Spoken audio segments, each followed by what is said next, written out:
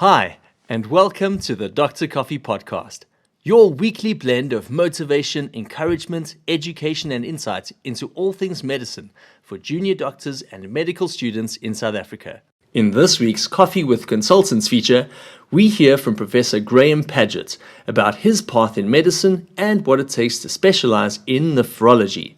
Professor Graham Paget is a specialist nephrologist at the Donald Gordon Medical Center and Charlotte Maxeke Johannesburg Academic Hospital. His daily work is concentrated on the management of patients with end-stage and chronic kidney disease, dialysis, and organ transplants. He is also a member of numerous national oversight committees and councils, as well as a past president of the South African Nephrology Society. It's an incredible privilege and honor to host Professor Paget on the Dr. Coffee Podcast. In person, he is witty and engaging and a fantastic teacher of junior doctors and medical students in the wards. This interview took place in the Department of Nephrology at Charlotte Maxeke Johannesburg Academic Hospital. Without any further ado, here is Professor Graham Paget. Welcome to the Dr. Coffee Podcast, Professor Graham Paget. Thank you very much. It's an interesting experience. It's wonderful to have you on the podcast. Thank you. I've enjoyed learning from you on the ward rounds, and I hope that the junior doctors appreciate your time and having you on the podcast. So the first thing I always ask all of our guests is, where did you graduate from medical school and where did you do your internship in junior doctor years? So I graduated from Wits. Which year was that? 1993. Okay. And I was a houseman at Baragwanath Hospital. I did 6 months of medicine and 6 months of surgery. I knew from a very early time that really obstetrics, gynecology, peds wasn't my thing. So I went straight into medicine and surgery. Okay. Then we used to have a curriculum called Medicine Specials, which was an excellent rotation. It's a pity it's not still here. So I did a year at Helen Joseph doing basically gastroenterology, renal, ICU, stuff like that. Then I went to the UK. Okay. I worked in Manchester in emergency medicine for a year. And then I went to Bundaberg in Queensland for 18 months. In Australia? In Australia, yeah. Where I was it counted towards medical registrar time. Okay. So Bundaberg was a base hospital, so there were two of us in medicine, so we were on call 1 and 2, and we took care of all aspects. So would that be the equivalent of a district hospital in South Africa? Yeah, pretty much. They tend to have quite low staffing ratios, but they have a managed care system, and because they didn't waste a lot of time with stupid paperwork and rubbish, they were actually able to use very little medical staff. So all we had to do was whatever you wanted, you wrote it on a blue slip, and it just got done. So you've had a taste of what it's like in the first world. At that stage, were they using the electronic medical record? Is that why there was less paperwork? Not necessarily, no. What they had is they had an administrative assistant in the ward whose function was to basically book things. So when you needed blood tests, they were just arranged. You wrote them on the blue slip, and whether you wanted the managed care system, I don't know if you know, works according to what is called DRGs. Okay, what does that mean? So diagnostic related groups. Okay. So this is how the US works, Australia works, and theoretically things like NHI may work. Okay. So in other words, you assign a number of days for a disease specific group in hospital, and your hospital is budgeted according to how you perform. So, for example, acute myocardial infarction was given around about 3 days. Mm-hmm. So you should be in and out of hospital and done within 3 days. Oh, wow.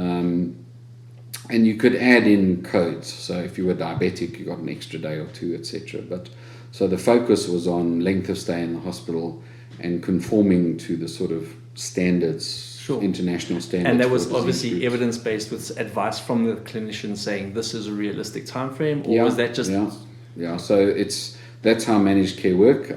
I think it's a US design system originally. Mm-hmm. So in systems where hospitals are budgeted according to how they perform, which is certainly the US system, yes.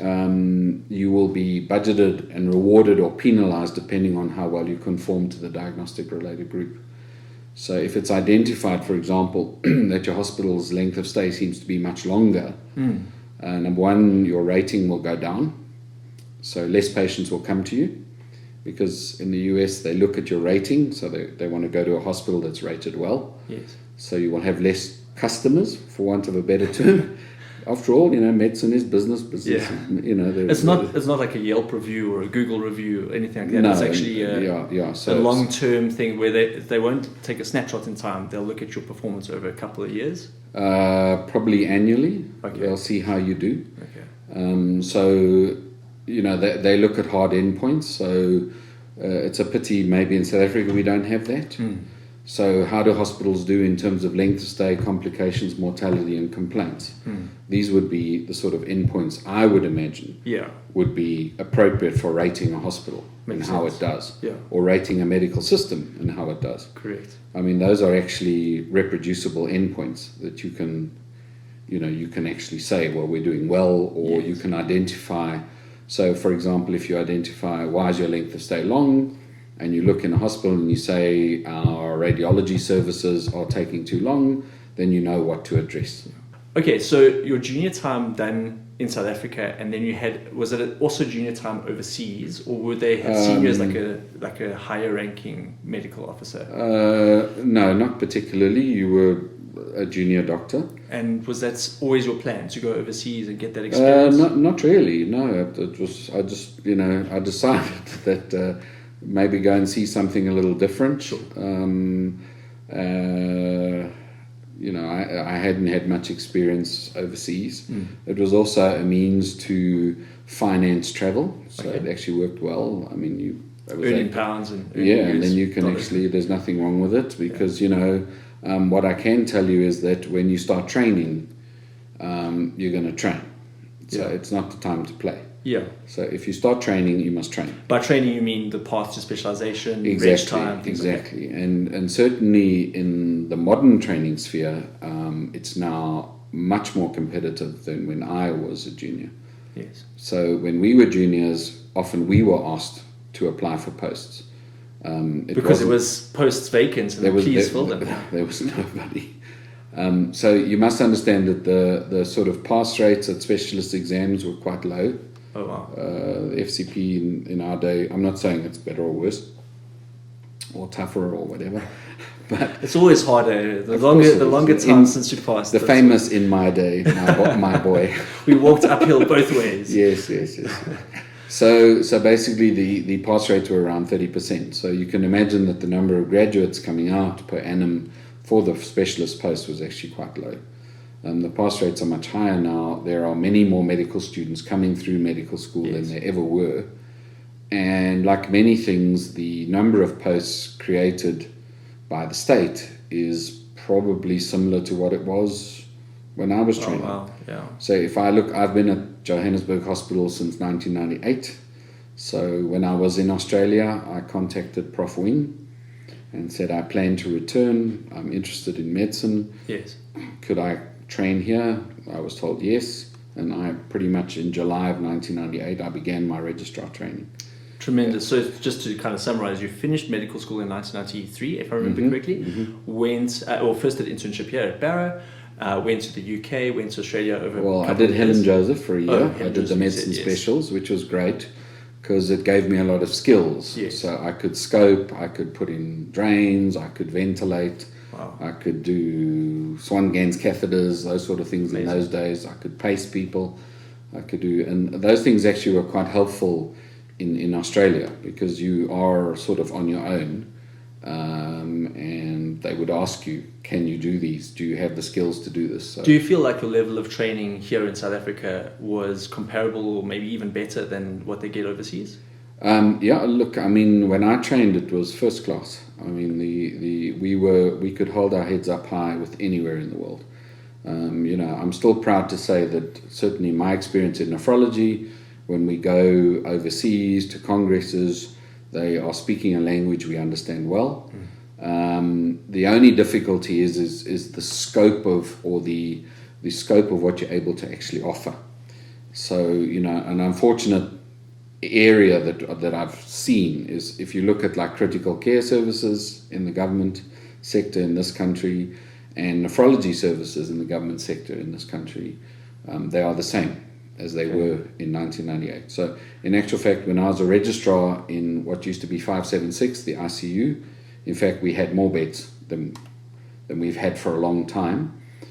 During COVID, etc., I'm pleased to see the ICU has picked up. It has more beds, but nothing interestingly, like a pandemic to show up the but interestingly, not more staff.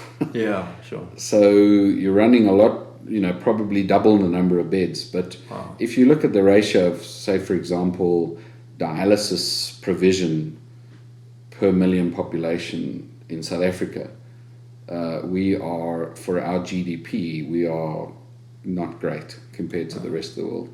And if you look at state-offered critical care beds, say, for example, for a country with a similar GDP, we are also not great. So, the sort of constitutional progressive realization of health for all is not quite coming out. Of course, if it is a budgetary issue and our focus has to be on preventative care predominantly, I sort of understand that aspect. Prof, if I can ask this, what was your decision algorithm? Having had all of this experience, what was your decision algorithm that took you down the path of nephrology? Was it something that you saw an opportunity and went for, or was it something that you always had an interest in? No, to be honest. It's even how I got into medicine. It was interesting because I wasn't really sure, as a young man, you're not sure what you want to do. With the surname Paget, you didn't think... No. Paget's disease. I had very humble beginnings. I'm a son of an immigrant to South Africa. I grew up in Walkerville. Are you in any way related to Sir James Paget? No, I don't think so. I don't think. We're sort of from North London, not very sort of it's closer to his ordinary stock, very ordinary stock. I don't think there's anything flash about us. My parents had friends who, Chris Rakanis, shame he's passed away now, but he was a doctor and a dentist.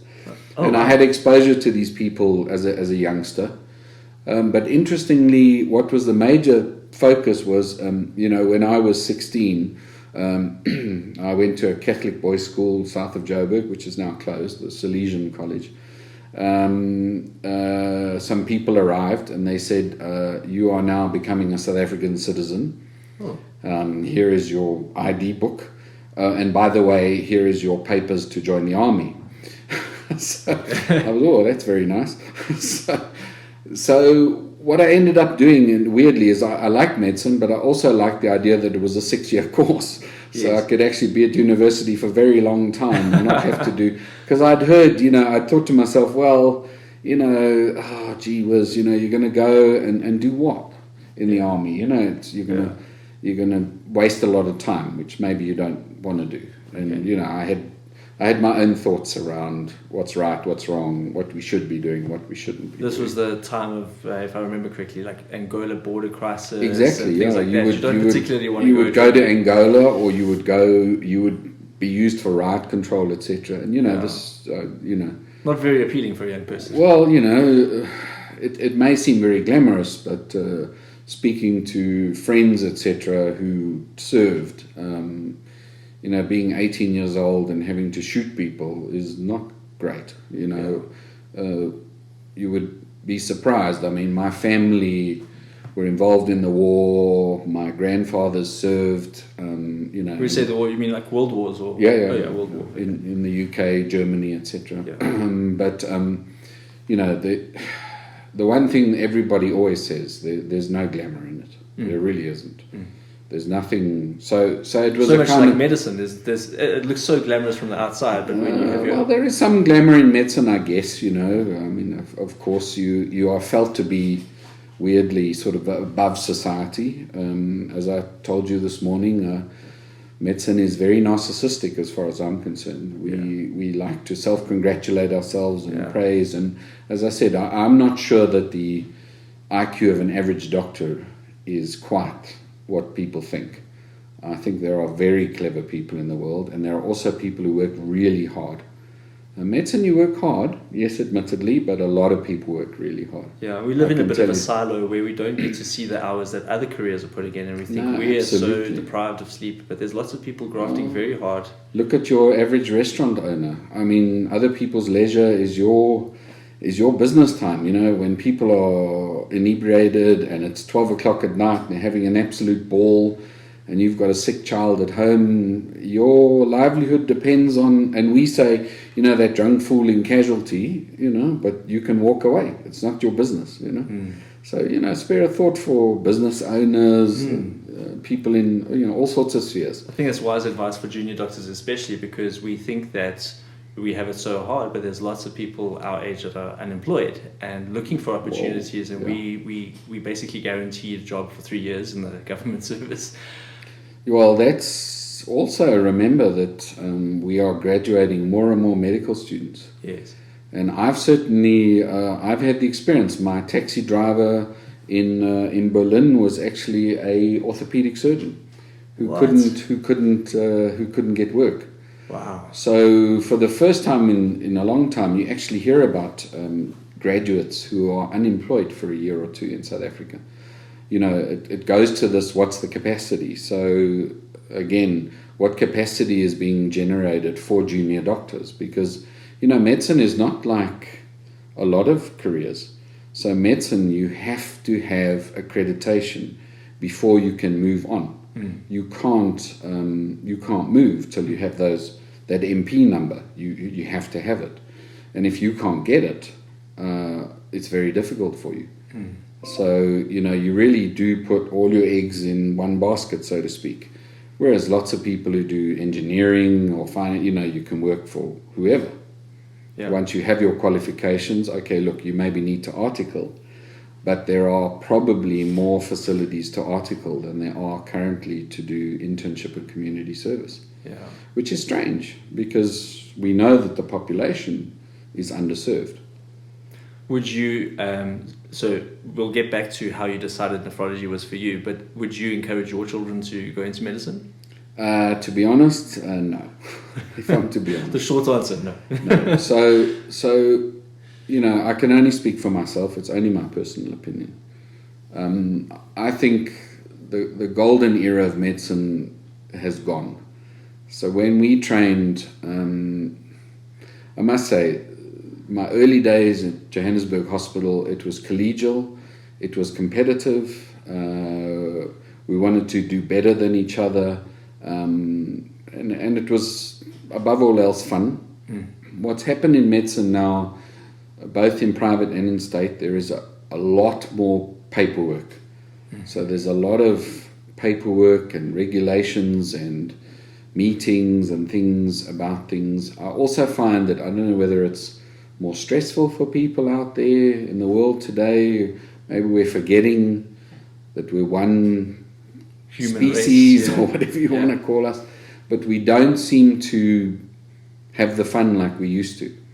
In my unit, I try to make things a bit interesting.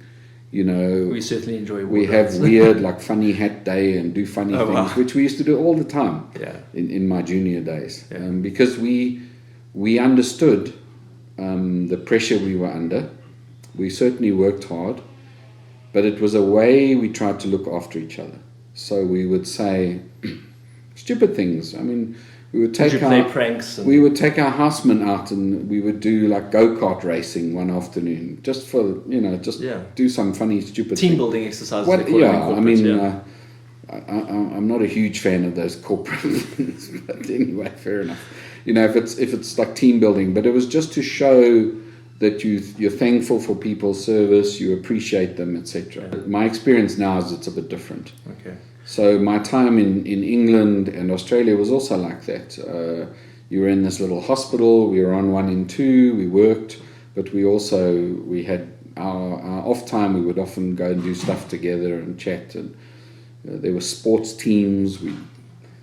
We loved, you know, physicians versus the surgeons, because we always thought, no, they'll definitely beat us, but often they didn't. Yeah. So why would a surgeon beat a physician? Well, you know, you tend to think more brawn, less brain.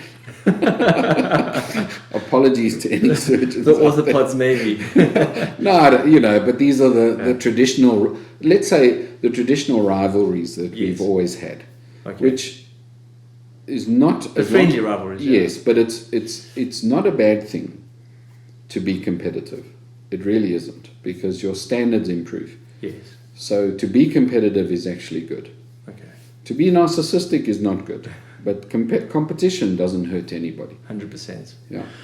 Now let's take you back, Prof, to what the decision algorithm was that led you down to nephrology. Because you would have had to specialize, do your FCP, be a specialist physician first, and then I take it 3 years to be a nephrologist? Well, we did it in 2. Okay. 2 years. So, well, in actual fact, again, it was, I'd done my FCP, and to be honest, as I explained to you, we had an exit exam. Mm-hmm. So it was a little bit different to the way it is now.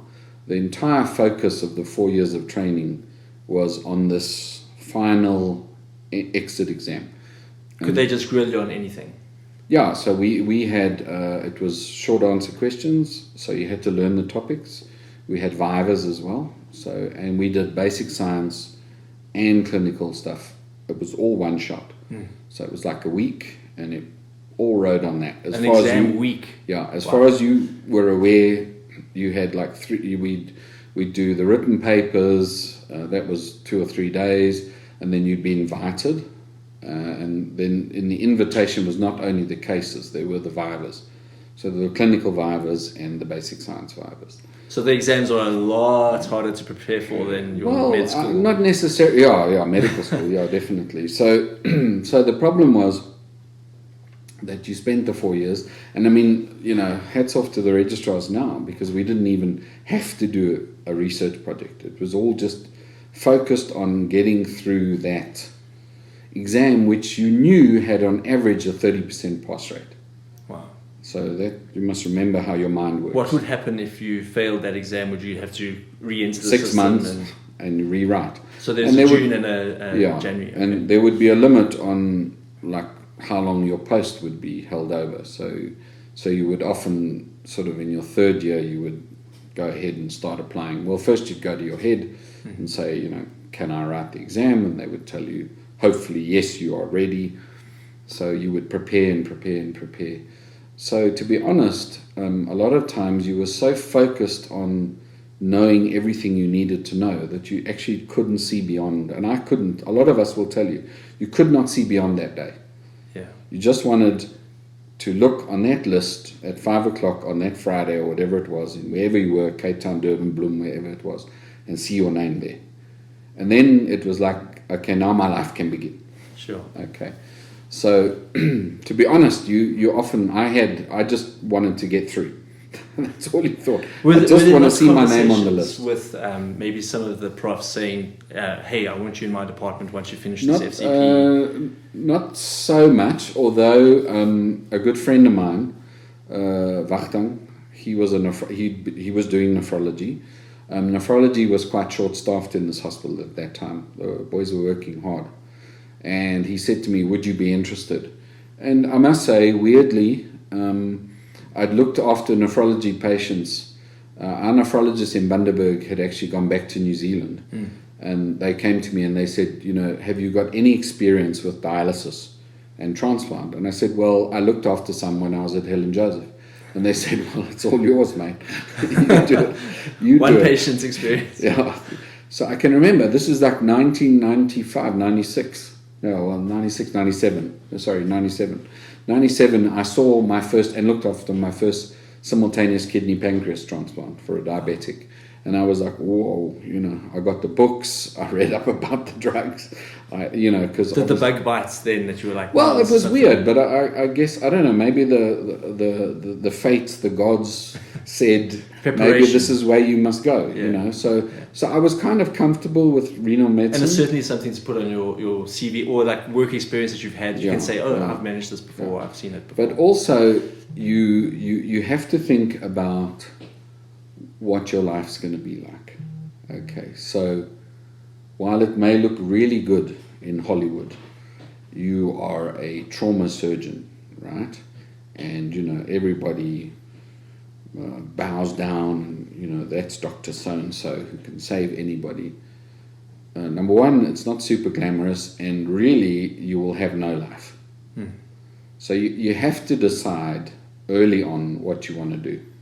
So very important is you need to sort of balance, you have to ask yourself the question, what sort of person am I? Do I really like the patients?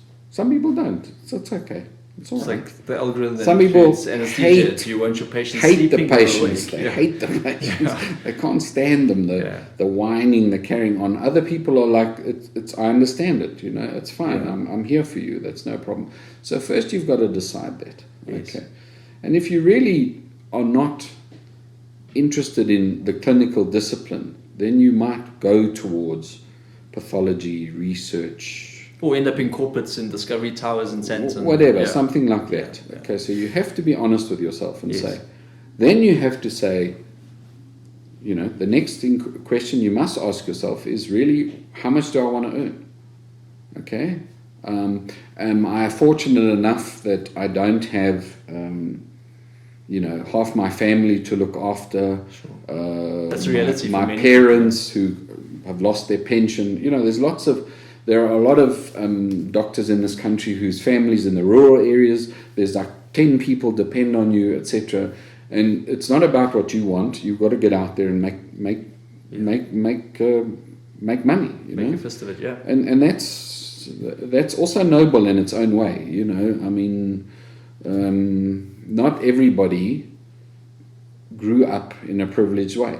I mean, a lot of people came to medical school. I mean, I went through medical school. I worked most weekends in a bar in Turffontein Racecourse. That's what I did, to put petrol in the car that I drove, So I did reasonably well, maybe not as well as I could have done, because I did very well at school. But, if I couldn't get to medical school, then it didn't help anybody. 100%. So, when I went to the mobile garage in Walkerville, the Oak wanted, $10 to fill up the tank. If I didn't have it, I didn't have it. So I learned very early on, you have to have money to live. I learned that very, very early on. We were also housemen of the era. We were the year that actually, over time, SAMA, the Junior Doctors Association, took the government to court that we were paid overtime.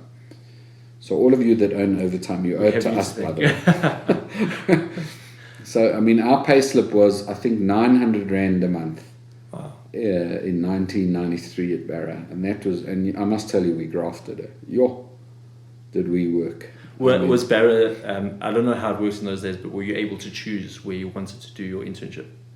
Yeah. So you chose Barra? Because you'd obviously been in the VIT circuit, you'd been exposed to it. Well, it was simple. It was also a simple decision. Barra was close to Walkerville, where I lived. Oh, of course, yes. And, $10 at the engine. I don't want to drive, 40 k's every day to Joburg Hospital, and so I went to Barra. It was 20 k's closer to where I lived. I mean, it was simple decisions. So, if a young doctor wanted to specialize in nephrology nowadays, what would you say are the requirements, personality-wise, certainly, but also in terms of education? What would help a junior doctor to go down that path? What courses should they do? Yeah. So basically, the registrar the first thing you have to do is you need to get a registrar training post for internal medicine. Yeah. Okay, as Dr. Diana told you. Yes. 130 applicants for 10 posts. Okay, so we are becoming very much like the US, like the UK, like a lot of countries in the world. So basically what people are looking for is evidence that you are interested in medicine, okay, but also evidence that you are interested in research, maybe, and evidence that you are interested in community service. To be honest, I don't know how these guys do it. I really don't. They're running like community programs. They're having to do, you've got to do every course known to man. You say these guys, you mean the people applying? How they're balancing. I don't know how they're doing it. Many of them must be single, I presume, because I don't know how you're going to do it. Yeah. So basically, you're going to have to say, okay, so what's the interview like? All right. So I'm going to have to show that I've done certain courses. So you've got to do like basic life support, advanced life support. You've probably got to do a diploma in HIV. You've got to do maybe DTMNH. You've got to have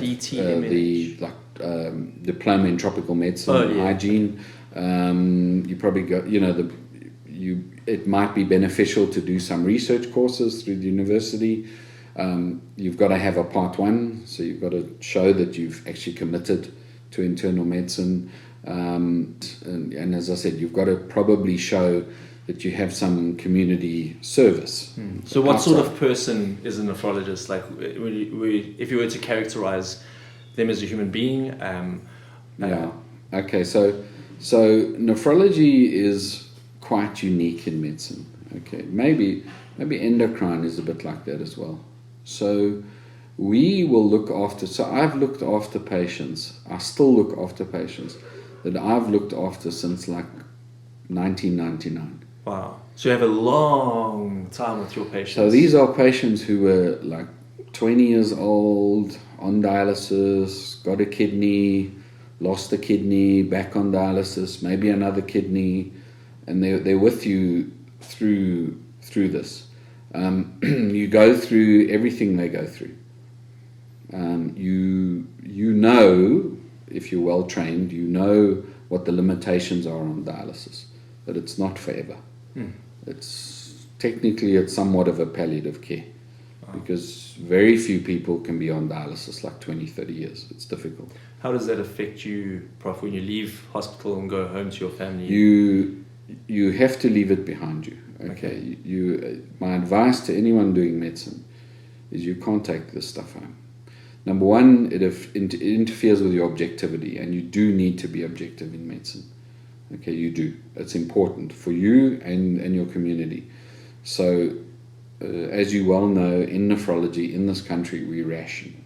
Okay, and of course, the young person standing in front of you saying, all I did was I was born in the wrong country and I'm here, and why must I die? I haven't done anything wrong. I've done everything they told me to do. The systems let me down. And you have to say, I cannot be the system. All I can do is I treat everybody who walks through the door in exactly the same way. I can't, we wrestled with this. We said, when people arrive in extremis requiring dialysis, how did they get to us? How did it come to be? This is a worldwide problem, right? In the best countries in the world, people arrive, they crash land. So what happened? Are you not very clever? Is the system not clever? Who let who down? Where did we go wrong? And if you try and do that, it's extremely difficult. So, we just have so you need to be able to say, okay, I'm going to be able to say no to some people and yes to other people. In nephrology, in a lot of the world, okay, the US, the UK, Europe, Australia, you can dialyze anybody you like, okay, for now, but the world is changing, okay. The rich countries are not as rich as they were. They're going to have to start learning hard lessons like we have. Of course, remember that the US had the so-called death committees in the 60s. They had them. It's a fact that they used to decide who lived and died, who got dialysis, who didn't. Wow. And it was only through lobbying that somehow dialysis became guaranteed in the US. Yeah. That was, the US works like that. It's if you're influential enough and powerful enough, and you come from the right family, you can actually get diseases recognized as being important. Sure. It's a little, anyway, but c'est la vie. But in most of the world, you're going to have to be able, and I'm sure it's the same in oncology, stuff like that. You have to say, yes, I have the treatment for you, but I'm just not going to give it to you. Because if I give it to you, I can't give it to Fred down the road, and Fred's going to do better. And I know that. And I'm sorry. What can I say? I'm just sorry. And, so nephrology really is, you have to be able to say to yourself, you're not going to be able to save everybody. You really better understand that. Yeah.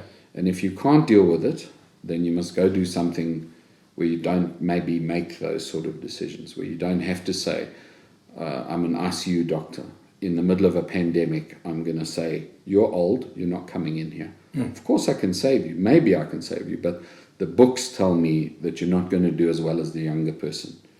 Correct. So it was heavy stuff. So the COVID pandemic was the first time we saw European doctors weeping, American doctors weeping with this, there's so many people coming that we've had to say you, but not you. And we were like, welcome to us. Owl, yeah. We've done this forever. We did it as registrars, we did it as housemen. We would often have to say non-survivable, sorry, survivable, yes. So on that very somber note, Prof. Even I'm depressed now. With an audience of a couple hundred people on this podcast, if there was something that you could change in the attitudes and minds and hearts of junior doctors, if there was something that you could pass on, a tough lesson that you learned the hard way, that you wish you could spare us the journey of trying to learn, what message would you have to junior doctors? What can we correct? What do you see in us that we need to fuss baits a bit and change? Okay, so the most important thing is you must be honest with yourself. Okay, you are in this career for yourself. Not your friend, not your parents, not your wife, not your girlfriend. You're in it for yourself. Okay, so you must say, what sort of person am I? Okay, am I geared to go out in the middle of the night and do hardcore obstetrics? Am I willing to take the risks? Or am I a little bit lazy? Am I not going to cut it? Okay. Am I not really interested in research? So I'm going to sit in an office and not do anything and just ride on everyone else's back. Okay, you won't be okay overseas, but here maybe you can get away with it. Okay, but you have to be honest with yourself, and you have to say, look, I want to be a 9 to 5 doctor. I want to do pathology. All right, maybe it's not the most glamorous. We need pathologists, yeah. Yeah, I mean, maybe I want to do dermatology, and we certainly need a lot more primary care physicians. We do. It's identified. Some specialities are very financially rewarding, but everything. There's no free ride in medicine. 100%. Okay, somewhere along the line, you're never going to be home. Mm-hmm. You're always going to be at work, or you're going to have to deal with mountains of paperwork that you think is ludicrous. Research is often like that. But, you've got to understand, if that's what you want to do, that's what you want to do. I've always enjoyed the patient interaction. That's my primary focus, always has been. A lot of people still ask me, why are you so involved in the wards, etc.? It's because it's what I was trained to do. It's what I know to do. It's what I'm good at. I can do other things as well, which I try and do. But that's my thing. That's really my thing, is I like being able to fix people. I like it. Very rewarding, yes. And Prof, do you have any resources, maybe podcasts or books that you follow, anything that you can say, this is going to help somebody be a better doctor one day, that you can recommend? Yeah, I mean, it depends. You're in an era now where you have the internet. I mean, we didn't have the internet initially. We had textbooks, and we used to ask each other, and we got journals, paper journals, mountains of them to read. So you have the internet. You can look up anything at any time. Wow, yeah. And still the best way to learn, the way your brain works, is by association with what you have seen. So when you see a case of wada, then go read about it, because it'll be with you forever. And try and understand why things happen, rather than learning lists. It's, of course, you have to be taught that. It's a memory exercise, but really modern medicine is about understanding why you see the things you do. That's excellent advice for junior doctors and also for medical students who are sometimes so tempted to leave the ward and go read a textbook. But what you're saying is, if you have the opportunity and you have patients in front of you, go and examine the patients, pull back the sheets a little bit and see what the skin looks like, see what the pathology looks like in the flesh. So when you read the book, it makes sense. Well, remember what I told you this morning, that I'm not sure that the medical fraternity has the highest IQ. I'm not sure. In actual fact, I think there are a lot cleverer people out there than us. But we are all about pattern recognition. So you have seen a certain set of facts which equates to a probable issue. And that's what we do all the time. So how do you get good at it? How does a pilot become an amazing pilot? How does Hours. it become Just hours, Top yeah. Gun? Yeah. Because he You're part of the flies 1%. all day long. Yeah. Okay, and I have seen thousands and thousands and thousands of pathologies, and I have learned to recognize them. And I've also remembered what I did. Okay, not everything worked, I can tell you now. Yeah. Okay, but we learn that we did this or we did that. And yes, evidence is there to support you. You're very fortunate. There's tremendous evidence now. You can always look it up. And unlimited access through the internet, like you say. Well, you've got up to date through the university. Yeah. I mean, you should not have, you should always have, oh, I didn't know about that. And that's the perfect time to actually go and look it up, because it will stick with you. Because you'll remember, gee whiz, that guy had that funny rash, and it was this, and I now know the causes. I know exactly what to do. It'll be with you forever, I promise you. Tremendous. Thank you so much for your time, Professor. It has been an absolute pleasure to have you on the podcast. We value your time, so thank you so much for sacrificing some of it to be with us. No, it's fine. It's been of immense benefits to our audience, so thank you very much. Okay, you're most welcome. I hope you enjoyed this week's episode as much as I did.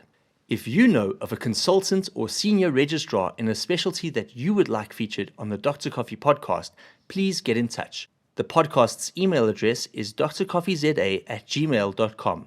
That's drcoffeeza with no punctuation marks. We're also on Instagram and YouTube with the username @drcoffeeza. If you've got anything else on your mind, such as a request for additional topics, further information on how to engage with our guests, feedback on the show, or anything else, please get in touch. We'd love to hear from you. The Dr. Coffee podcast is brand new, with freshly brewed new episodes each week on Apple Podcasts and Spotify. Please consider sharing this episode with fellow junior doctors and medical students in your world who you think would benefit from the content and enjoy. You can also help by posting a picture of your favorite warming beverage on Instagram with the hashtag #HowsItBrew, that's brew with an EW at the end, and mentioning @DrCoffeeZA. We'll repost every mention to our story. Thank you so much for your support.